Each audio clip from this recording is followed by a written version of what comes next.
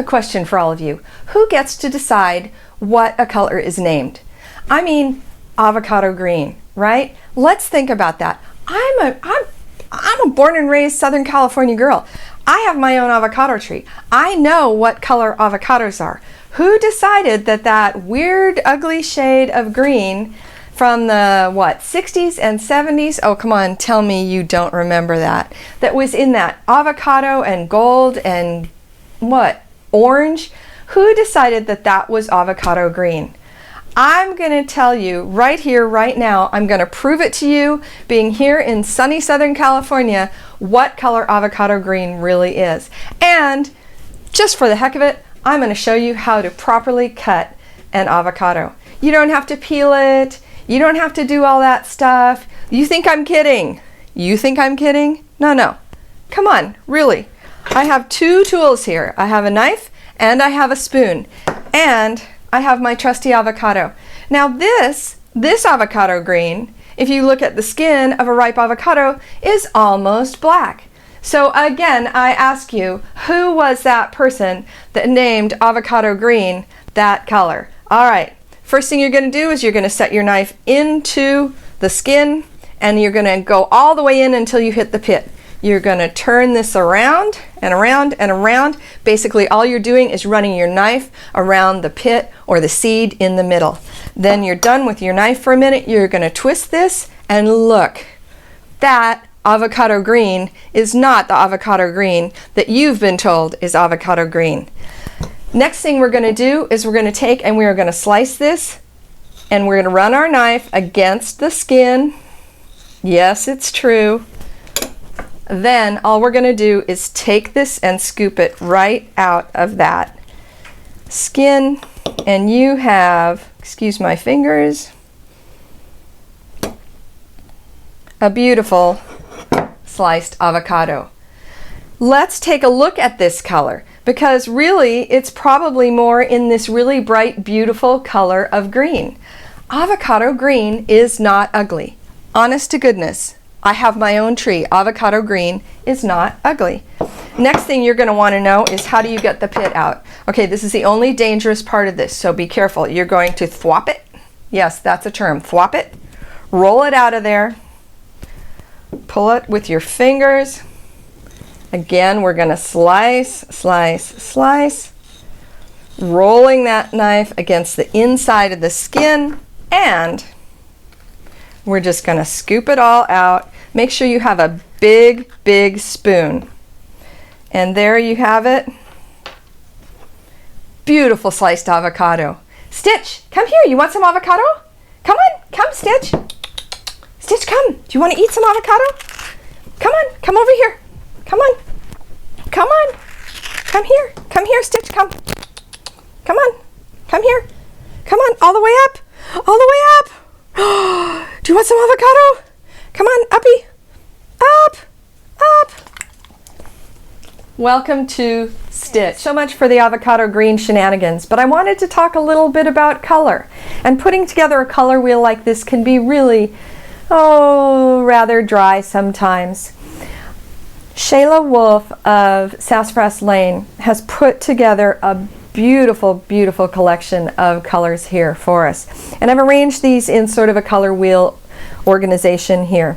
For the project behind me, I used what was called an analogous color scheme. Analogous meaning those were the colors that were adjacent to each other on the color wheel. And I think if you look from these sort of acidy greens all the way into these magentas, you'll see the exact same colors in the background. When you did your first quilt, I'm guessing that you decided that Sam, or whoever it was that you were making that quilt for, really liked a specific color. Sam likes blue. I'm going to get every shade of blue there is. I'm going to get from the lightest blue to the darkest blue because you know you needed value to create the pattern that you were using in your quilt. But you kept it safe and you used a monochromatic color scheme. That is all one color. Analogous color scheme is also a safe bet. So for the demo today, I'm going to press these and get these ready to cut, but we're going to use all of them so you can see a little bit more color in the demo squares that I'm going to make. There's a beautiful set of whites here, And you can see, if I hold these up a little closer, hopefully you can see that, there is some geometric shape that's going on here, and even a little bit of color in those too. She's done a beautiful job. If you're interested in purchasing this for yourself or for your stash, go to windhamfabrics.com and you will find a store locator for each one of the lines of fabrics that they do. So click on that line of fabric, go to the store locator, and find the local quilt shop nearest you. And if you're interested in the pattern Flower Stalls by Beyond the Reef Patterns, there's a link for purchase in the description box as well. Okay, I'm rolling up my sleeves here. I've started cutting these. I'm not going to cut through all of this in front of you, but I wanted to just give you a couple of reminders. First thing is, remember to always cut off your selvage edge. And rather than cutting each piece after you've cut it, cut off your selvage edge first. Make sure that you measure and cut away. The next thing I'm going to do is I'm going to square this up. So I'm going to come over here to this edge. These are all my fat quarters here. I'm going to look for the underneath here to see how close I can get. We want to use every bit of this beautiful fabric. I'm going to align the top here, and then I'm just going to square this up. The pattern calls for a specific dimension, which we're going to start with here. And because I don't have a ruler that size, I do not have a 9-inch ruler, 9 wide, I'm going to use a 6, and I'm going to line this up here with the 3, making sure that I line everything up directly with the ruler, and then I'm going to cut this. I'm going to make this first cut here. I'm going to move this over for later, and then I'm going to go back to my square edge, and I'm going to cut an 8.5, so that means 6 plus 2.5, right? So I'm going to align this here, put my 6 and my 2.5, and use that. Then I've got a 6.5. I'm going to stack that up over there. I've got a 6.5, so I'm going to use 6.5 of the other ruler here. And again, lining top and bottom with your ruler to make sure that you've got this square. And then we need a 4.5 inch. So I'll cross cut these later on once I'm through going through all of the rest of this stack, and I'll be ready to sew in no time. Don't go anywhere, we're almost there. We're going to make 3 different segments. We're going to make this striped segment, we're going to make this segment, and then we're going to make this third piece, which is right here. So I'm going to sew the background onto this, and then we're going to sew those pieces together. And let's hope the sewing machine will comply. I'm still using leaders, or as I like to call them, headers and footers. It saves on all of that beautiful thread. I'm also going to press this to the color side, not to the background side. And I'm pressing up, and so I've pressed these down. You know what that means. We're going to nestle this bottom seam right here. So I'm going to sew these together, and these 2 pieces will then get sewn to this piece. Remember, you've got your seams nestled here, you've got everything aligned. If you don't think you can hold on to it and sew it without pinning it, go ahead and throw some pins in there. Just remember to remove them as you sew.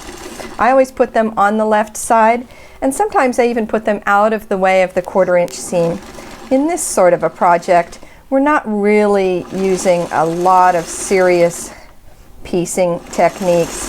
This is really an achievable project. So I think you can see how the pieces are coming together here.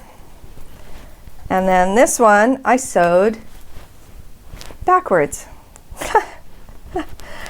And you know the old saying, never rip a seam when you're still mad at yourself for sewing it that way. So let's try again. Don't tell anybody I did that. Okay. We're going to sew these 2 pieces together. And then it's like a whole do-over, isn't it? Did you guys cringe just a little bit when I grabbed both ends? Anyway, this is then going to get sewn onto this piece. So I think you can see with my portable design wall here, we've got this, and then we've got this. And there's one last piece to sew onto this, and that is this border. I know it goes on this side because we've already got some background on this side. So I'm going to sew this together, and we will have our blocks. There you have it. There's your block. Now can you see it? Here's one. Here's another one. And last but not least, here's a third one. You'll notice something different about the quilt in the back here. You'll notice that some of these I rotated and put upside down. So this is your actual block, but this one was actually done upside down. And that gives it just a little extra interest. And it helps you sort of, if you will, lose that block. That's about all there is to this easy, achievable block. So I'm going to get sewing here. I've got a lot to do. I've cut up a tremendous amount of fabric. And if I decide that this isn't a gift for a friend, then I think it'll be a donation quilt. I'm sure so many of you donate a lot of the projects that you make. And this might just be the case here. So what have we learned? Let's see, we've learned how not to rip a seam, that's for sure. We've learned how to cut an avocado the California way, and we've learned that avocado green really is a beautiful, beautiful color. So from my home to yours, thanks so much for stopping by and visiting us here at Stitch.